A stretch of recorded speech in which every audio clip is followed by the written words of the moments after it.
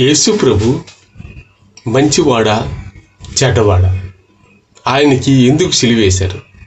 అసలు సిలువేయడానికి కారణం అసలు ఇవన్నీ ఏంటి? ఒక మంచోడికి ఇంత శిక్ష ఎందుకు?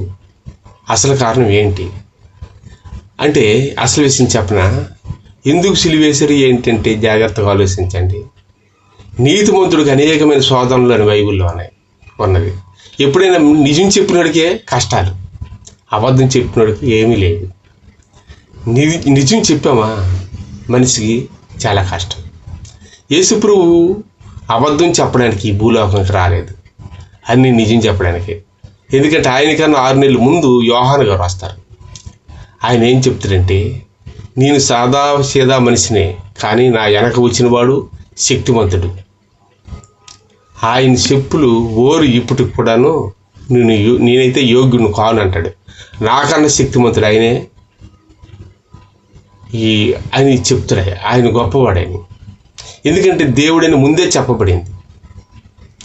మరి ఆ యేసు ప్రభువుని ఎందుకు సిలువేశారంటే ఆయన ఏం చెప్తున్నాడంటే, ఎవరి దగ్గర కూడా ఆయన భయపడలేదు. ఎందుకే భయపడ్డామంటే, ఈ లోకంలో ఏదో సంపాదించాలని, ఈ లోకంలో ఇల్లు కట్టాలని, ఏదైనా ఆశతో ఉండాలని ఆయన ఎప్పుడు కూడా ఆ మాటలు అనలేదు.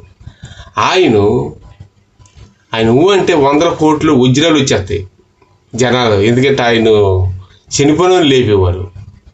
చిన్న చిన్న వైద్యం చేసిన వాళ్ళకి ఈ రోజుల్లో డబ్బులు బోల్ మీదకి వస్తాయి. అలాంటివి పచ్చవాయి గల వాళ్ళని, చనిపోయిన వారి లాజర్ని, ఇలాంటి అందరినీ కూడా లేపేవాడు ఆయన. గుడ్డోళ్ళు కూడా కళ్ళు ఇలా ముట్టిసులు వచ్చి కొన్ని లక్షలు డబ్బు వచ్చేది ఆయన అంటే ధనవంతుడు అయిపోతాడు. అలాగే ఒక శతాధిపతి కుమారుడు ఎవరు ఎక్కడికి వెళ్ళినా ఆయనకి జబ్బు బాగుపడలే. అప్పుడు ఎవరో చెప్పారు, యేసు అనేవాడు ఉన్నాడు, ఆయన దగ్గరికి వెళ్ళి మీరు వెళ్ళండి, వెళ్ళినప్పుడు మీకు వెంటనే నీ కుమారుడు బ్రతుకుతాడని చెప్పారు. ఆ మాట శతాధిపతి నమ్మి యేసుప్రభుని ఏరియాలకి వచ్చేసాడు. వచ్చేసి, అయ్యా నా కుమారుడు సావు బతుకులో ఉన్నాడు, మీరు ముడితే చాలు బాగుపడతారని చాలామంది అంటున్నారు. మీరు మాట ఇచ్చి చాలు అని ఆయన చెప్తాడు. ఎప్పుడు బాగోలేదు ఏమిటి అని అడిగాడు ప్రభు. ఇప్పుడు చాలా ప్రమాదంగా, అసలు బ్రతుకుతలేని విధంగా లేదు, మీరే బ్రతికించాలి అని ఆయన చెప్పాడు. నీ కుమారుడు క్షేమంగా ఉన్నాడు అని చెప్పారు. మాట ఇచ్చేసాడు యేసు ప్రభు. వెంటనే తన భటులు వస్తున్నారు. ప్రభువా, భటులు వాళ్ళందరూ వాళ్ళది రాజు దగ్గర పనిచేసేవాళ్ళు, మీ అబ్బాయి హ్యాపీగా ఉన్నాడు, ఇప్పుడు ఏమీ లేదు, జబ్బు తగ్గిపోయింది అన్నారు.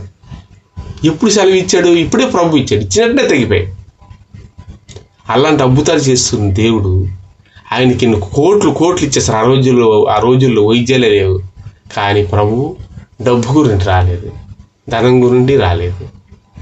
ఆయన కేవలంగాను దేవుని ఒక సువార్త ప్రకటించడానికి, జనానికి తెలియపరచడానికి.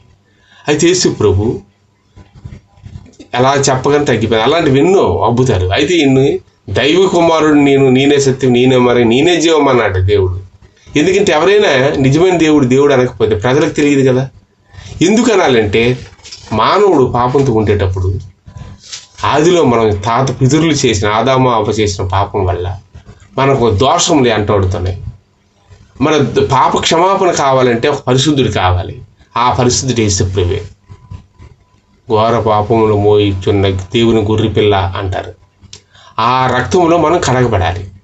అందుకే ఆయన నా రక్తము నా శరీరమును, అంటే నా శరీరం రొట్టియు, ఈ ద్రాక్షరసం నా రక్తముయు మీరు భుజించండి, అది నా శరీరం, ఇది నా పరిశుద్ధమైంది అని చెప్తాడు ఆయన.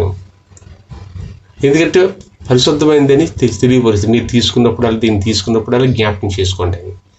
ఎందుకంటే ఆయన పరిశుద్ధమైనవి, అవి మనకి తీసుకోవడం వల్ల శుద్ధీకరణ ఉంటుంది. ఆయన పరిశుద్ధుడు, ఆయనలో ఏ పాపం లేదు, దైవ కుమారుడు.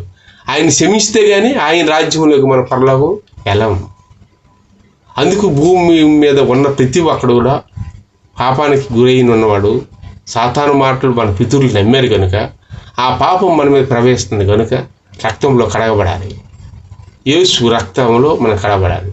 ఏ పాపం లేనివాడు ఆయన. పిలాతు కూడాను అక్కడికి వెళ్ళి ఈయన సిలివేయాలి ఈయన దేవుడిని నేను చెప్తాను, దైవ దూషణ చేస్తాడా అని అన్నారు జనాలు. ఎందుకంటే ఆలయాల్లో చాలామంది నేను పూజారుని, నేను గొప్పవాడు, నేను ఒక అధికారిని డబ్బు తినేస్తాను.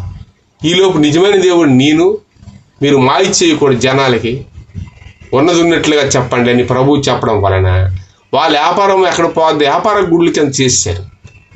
ఆలయాల్లో కూడాను వ్యాపార గృహాల కింద అక్కడ గుర్రెలు అమ్మడం, ఇటుకలు అమ్మడం అని చేస్తే ప్రభు ఎవడు నా ఆలయాన్ని వ్యాపార గృహాలుగా చేశాడని కోపమయ్యాడు ఒక్క దగ్గర. ఎందుకంటే దేవాలయం పరిశుద్ధంగా ఉండాలి, అక్కడ ఇలా చేశారు. కాబట్టి ప్రభు ఇవన్నీ చెప్పి నేనే దేవుడిని, నేనే సత్యం, నేనే మార్గం, నేనే జీవమని నేనే చెప్తే దైవ దూషణ చేస్తా నేను దేవుడిని చెప్పుకుంటున్నాడు అని వాళ్ళు ఈయన మీద రివర్స్ అయ్యారు. అయితే ఈయనకి సిలువేయాలి అని ఆ ఊర్లో రోమా ప్రభుత్వంలో పిలాతు దగ్గరికి వెళ్ళి, ఆ పిలాతు అధికారి దగ్గరికి వెళ్ళి ఈయనకి సిలువేయాలి అని అందరూ ఒకటే మాట, ఊరు పెద్ద మనిషి కూడాను సిలువ వేయాలి, అది చేయాలంటే నీతి నిజాయితీ అన్నీ ఆలోచిస్తాడు. ఆయనలో ఏ పాపం లేదు అంటాడు పిలాతు. ఆయన వినరు జనాలు. సిలువ వేయాలి ఎందుకంటే నేనే దేవుడిని నేను చెప్తున్నాడు అని వీళ్ళకి మండింది. ఎందుకంటే ఈ ఆలయాల్లోన మాయ మాటలు చెప్పి దేవుడి పేరటిని మోసం చేసుకొని చాలామంది అప్పటికే రాజకీయం బతుకుతున్నారు జనాలు. అవన్నీ పోతాయి. ఈయన వస్తే, ఈయన నమ్మితే పరిశుద్ధంగా జీవించేస్తారు జనాలు. దొంగతనాలు ఇవన్నీ మారిపోతాయి. గుడిలో కూడా కొన్ని డబ్బులు దొంగ వేయడం కూడా అవ్వదు మనకి. ఆలోచించి ఆయన దేవుడు కాదు, దైవ కుమారుడు కాదు, దైవ దూషణ చేస్తున్నాడు, ఆయనే ఏసేని సిలువ అన్నారు. అందరూ మాటని డిక్లేర్ చేసుకుంటూ రాజులు అందరూ స్వార్థపరులే కదా. ఇప్పుడు కూడా బొబ్బులి కోటలో కొన్ని రాజుల్లోన నిజమైన దేవుడు లేదు, ఏదో ఒక బొమ్మల దేవుళ్ళు ఉన్నాయి అక్కడ. అయితే ఇలాగా మారిస్తారు, ఒరిజినల్ దేవుడిని మారిస్తారు. అయితే యేసు ప్రభు నేనే సత్యం, నేనే మార్గం అని చెప్పిన జనాలు నమ్మలే. ఆయనే నేనే దేవుడిని. ఈ పునాదులు ఒక రోజు కూడా నిలబడవు, ఏదో రోజున పడద్రోయి పడతాయి అని చెప్పాడు ప్రభు. రాయనను ఒక రోజు ఉండదు అని చెప్పాడు. అయితే ఈయనకి సిలువేయాలి అన్నారు.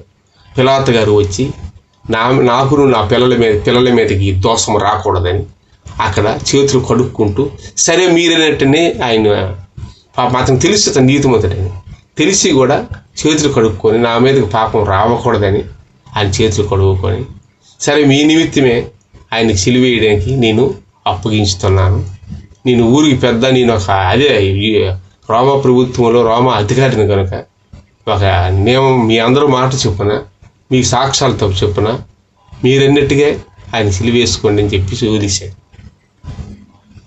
అది నీతిమంతుడికి అనేకమైన శోధనలు. యేసుప్రభు అంత గొప్ప యేసుప్రభు మన కోసం ప్రాణం పెట్టిన దేవుడికే సిలువు మనమే చేశాం, తన జనాలే వేశారు, వేరే వాళ్ళు కాదు. కాబట్టి యేసుప్రభు గొప్ప దేవుడు, ఆయనే దేవుడు, ఇంకెవరో దేవుడు కాదు. Thank you.